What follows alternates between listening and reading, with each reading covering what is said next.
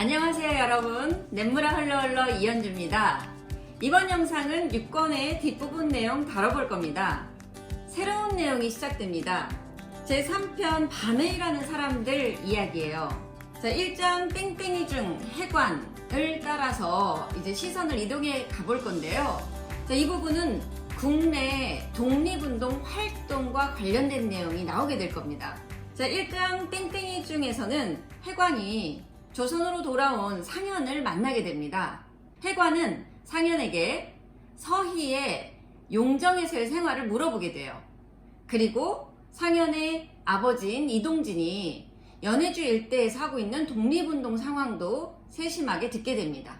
자, 그 얘기를 잘 듣고 또 해관은 해관 나름대로 상현에게 봉순이와 조준구 그리고 조준구의 아들 병수의 이야기까지 전해주게 되죠. 자, 이제 이 정보들을 가지고 해관이 이동하게 됩니다. 그 내용이 2장 나룻배에 나오죠. 자, 이 나룻배라는 제목이 중요한데요. 나룻배라는 공간에서 아마도 이 여론이 형성되고 소문이 퍼지는 경로라는 것을 보여주려고 하는 것 같습니다. 자, 이 나룻배에서 듣게 되는 해관의 이야기는 3장 산청장의 살인에서 구체적으로 소개가 되겠지만 실제로 환희 일행이 하고 있는 활동에 대한 근거가 되는 얘기가 살짝 소개가 되고 있습니다. 조선놈 순사 하나가 등을 찔려 죽었다네, 이 사건을 얘기하게 되거든요.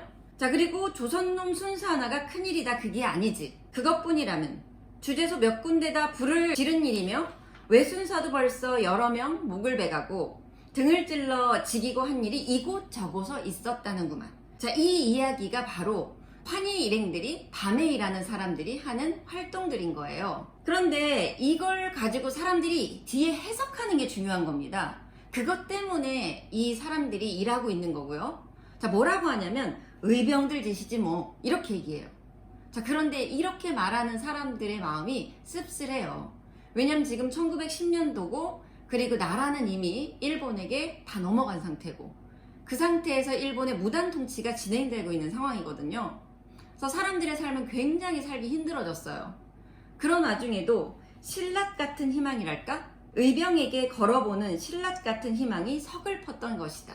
이 사람들도 알지만 그래도 이 희망이 뒤에 무언가 의지를 갖게 만들기 때문에 환희 일행들이 이런 활동을 할 수밖에 없었던 것이 아닐까 생각해 보게 되거든요.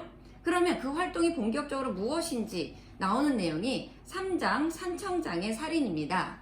자, 이제 해관은 환희를 만나면서 환희가 활동하는 방식에 대해서 소개가 되는데 이것은 게릴라식 그 활동이었다고 보여져요. 홍길동이 재줄 배우려고요 라고 말하는 장면이 나옵니다. 그러니까 동해번쩍 서해번쩍 하면서 희망을 주기 위해서 하는 활동들을 비유적으로 말하는 거겠죠. 이것에 이어서 6장 쪽가니집, 7장 호러미와 기생, 8장 출발까지 관수를 통해 석이라는 인물이 독립운동에 관여하게 되는 이야기가 나오게 돼요. 관수는 하동마을에서 사람들이 조준구에게 토지 문서를 찾아서 떠나려고 할 때 일행에 합류했던 사람인데요. 조준구에 의해 일본에게 고발돼서 살해를 당한 한조의 아들 서기가 독립운동을 하게 이끌어가는 인물이 바로 관수입니다.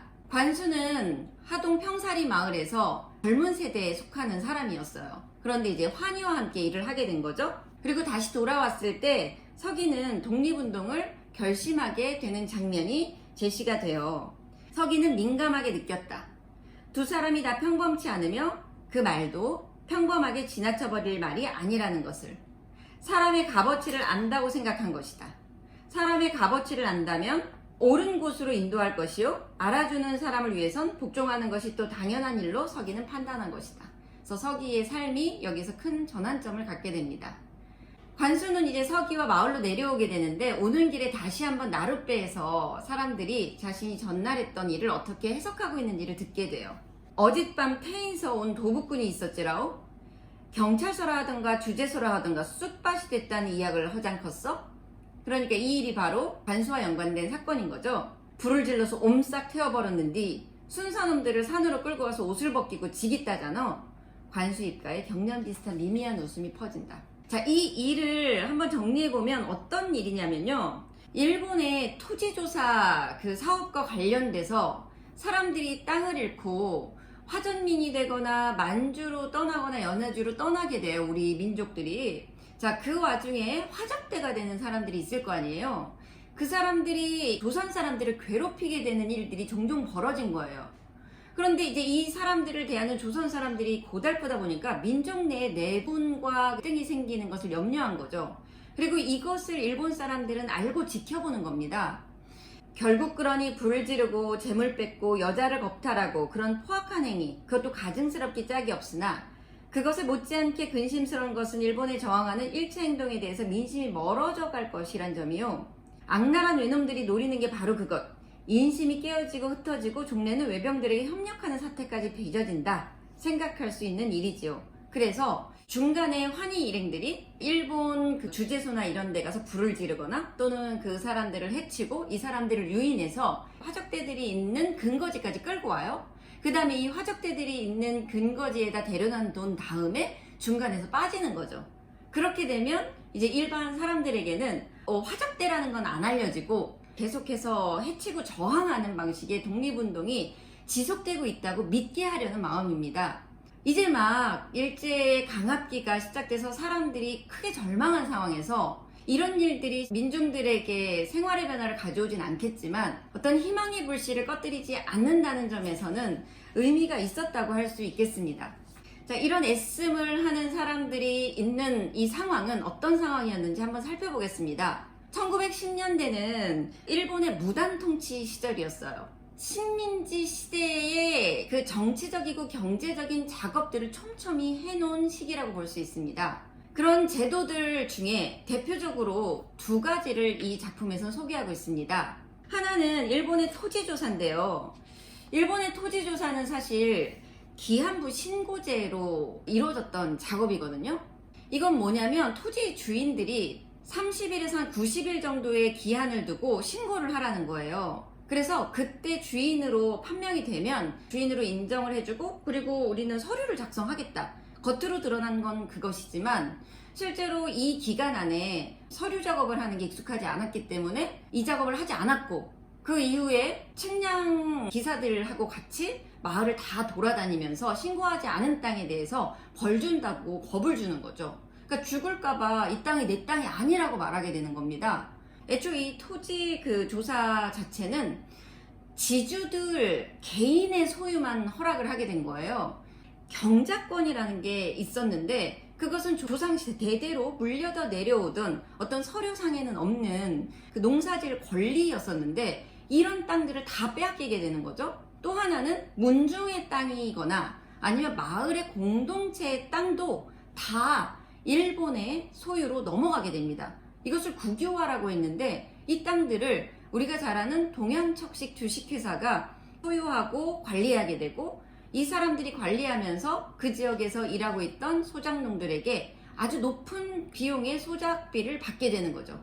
그럼 그 소작비를 감당하지 못하는 사람들이나 또는 빼앗긴 사람들은 유랑하게 되면서 용정에 가 있었던 가난한 극서방이나 홍서방 이런 사람들로 보여지게 됐던 겁니다.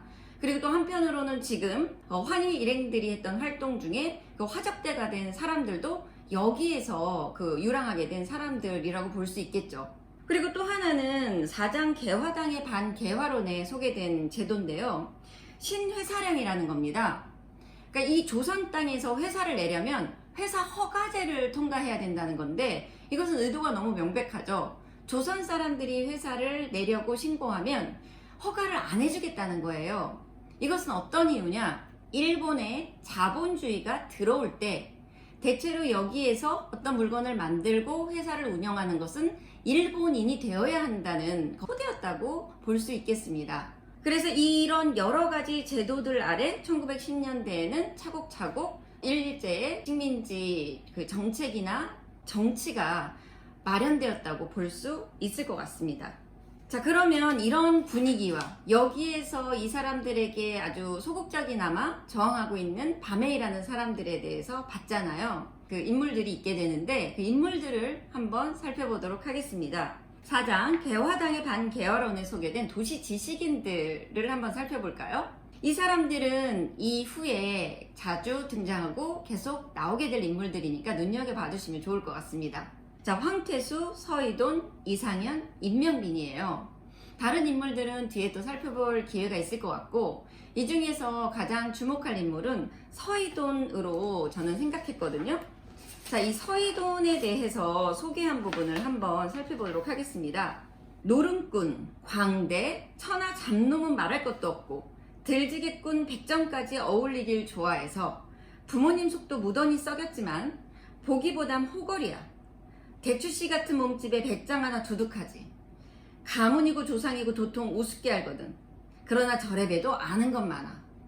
자, 보면 지금 이 시대에 꼭 필요한 지식인이라는 것을 알 수 있습니다. 시대가 변하고 있고 과도기예요. 그리고 신문제가 실제로 폐지되고 있고 그 안에서 계급 이동이 계속 이루어지고 있습니다. 서희도는 이런 열린 사고를 통해서 아주 상황들을 통찰력 있게 살펴보는 사람이라고 볼 수 있거든요. 급변하는 여러 정세들을 가장 정확하게 해석해내고 집어내는 인물로 볼 수 있으니까 서희돈의 해석하는 그런 말들을 잘 눈여겨보시면 좋을 것 같습니다. 자, 그리고 이 밤에이라는 사람들의 그 소개되는 인물들 몇몇이 있어요. 자, 강쇠가 환희의 파트너로 나오게 됩니다. 이 강쇠의 어떤 사람됨이나 이런 부분들은 계속해서 소개가 될 거고, 강쇠와 함께 지금 서기를 독립운동으로 이끌었던 관수가 있잖아요. 이 두 사람을 밤에 일하는 사람들 중에 가장 핵심 인물로 살펴보시면 될 것 같아요. 자, 그리고 해관에 대해서 조금 더 잘 살펴보고 싶어서 다시 여러분과 이야기를 나눠보고 싶은데요. 이 부분의 1장 땡땡이 중이 바로 해관이라고 말씀드렸잖아요. 해관은요, 굉장히 유연한 태도를 지닌 인물로 볼 수 있습니다. 스님이라는 자체 특수성도 있어요. 그래서 이런 성향과 그리고 실제 자기가 드러내고 있는 사회적 역할을 가지고 밤에일하는 사람들에게 정보책 역할을 합니다. 아무래도 자유롭게 오갈 수 있는 인물이기 때문에 필요한 정보들을 구하러 사방팔방을 돌아다니는 역할을 하게 됩니다. 그리고 또 하나는 살림꾼으로 이 일들을 도맡게 되거든요. 실제로 환희가 앞에 상현에게 해관을 보냈었는데 그건 서희에 대해서 어떻게 지내고 있는지 알고 싶어서 보낸 거였거든요. 서희가 생각보다 그곳에서 잘 정착해 있다는 얘기를 듣고 자기에게 윤씨 부인이 남겨준 땅을 팔아서 군자금에 쓰기로 결정하게 돼요. 그리고 그 큰 돈을 해관이 운영하도록 맡기게 되죠. 이쪽에서 바라는 것은 군자금도 군자금이려니와 공공한 살림을 규모 있게 살아줄 가모요. 해관께서 우리네 살림을 맡아주시오. 그래서 직접적으로 이런 부탁을 듣게 되고 이것을 전체 상황을 아우르면서 관리하게 됩니다. 뒤에 윤도집하고 대화를 나누는 부분이나 또는 다른 사람들과 관계돼서 굉장히 유연한 사고를 보여준다고 할 수 있는데 이런 정포측과 살림꾼으로서 아주 적합한 인물이라는 것을 알 수 있을 겁니다. 마지막으로 살펴볼 인물이 바로 환희예요. 지금까지도 우리가 환희를 앞부분에서 부천이로 살펴봤고 여기에서 별당아 씨가 죽은 이후에까지만 우리 이야기를 알고 있잖아요. 이제부터는 환희는 자신의 모든 열정을 조선의 독립운동 활동에 쏟게 됩니다. 부장 정염에 나타난다고 저는 생각했어요. 자, 환희에게 애정을 갖고 있던 인희의 처가 환희에게 고백을 하거든요. 물론 환희가 이 사람의 절절한 마음을 모르는 것은 아니지만 자신은 이제 그 세계에서 떠났어요. 그리고 별당아 씨 하나로 자기의 삶에 애정을 쏟는 것은 충분히 다 했다고 생각하는 거거든요. 그러면 이제 이 애정을 분산시키지 않는 사람인 거예요. 그래서 여기 구장 정념에서 인희의 처가 자기가 아주 칼같이 그 고백을 잘라내면 살지 못할 거라는 걸 알지만 그 고백을 들어주지 않고 그리고 이 이후로 독립운동에 완전히 몰입하게 될 거라는 것을 보여주는데 그걸 통해서 이 환희를 외골로 모든 열정을 쏟는 그런 성향의 인물이다 라고 독자들이 판단할 수 있을 것 같습니다. 그래서 앞으로 같이 일하는 지도자들 사이에 갈등도 불러일으키게 돼요. 그럼에도 불구하고 환희는 자신의 고집을 버리지 않거든요. 그 이야기의 실마리를 이 부분에서 제시해 줬다고 생각하고 판단하시면 좋을 것 같습니다. 자, 우리 여기까지 6권의 뒷부분까지 살펴봤습니다. 다음 시간에는 7권 내용을 살펴보게 될 건데요. 어느새 7권이네요. 여러분들 지치지 마시고 계속해서 잘 읽어가시기를 응원합니다. 여기까지 저는 냇물아 흘러 흘러 이현주였습니다.